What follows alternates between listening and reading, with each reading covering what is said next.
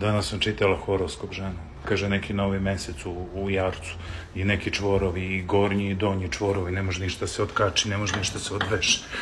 Kaže neke tenzije ogromne, ali kad prođu te tenzije onda će život da nam bude lepši. Ja nešto, stvarno sam ko na struju, nešto sam sva električna. Isključi se žena, isključi struju. Dok ne grane sunce, nemoj ništa da radiš. Kako ženo se smirim, pa živim sa meduzama, to čim te takne, odmah strujni udar dobiš. Lele! Evo ga mesec, vidi, razbi šolju. To ti neću se nema veze. Ajde, šta je jedna šolja naspram zdravlja?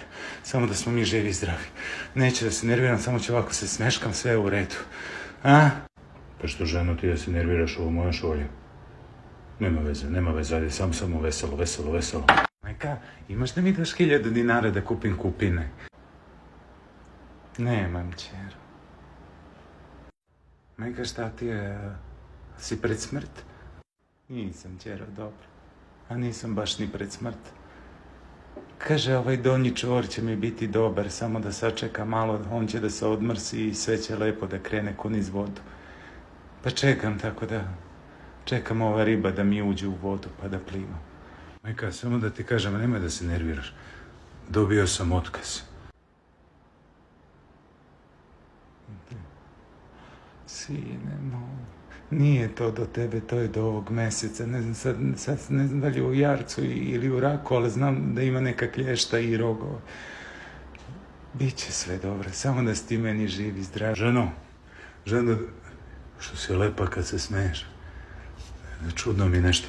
Vidi, samo da ti kažem, nemoj se ljutiš, odno mi pauk auto.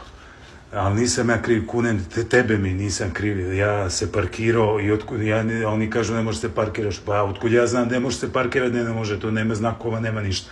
Pa evo, stiglo sad, pa da mi daš samo da platim da idem po auto.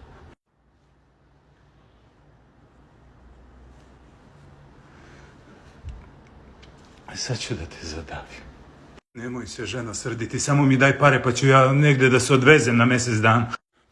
Dođi ovamo da te zadavim, barabo jedna, jebala me natalna karta i sunce i meseci i čvorovi i kad sam se rodila i kad sam tebe upoznala, svi marš napolje, mrš!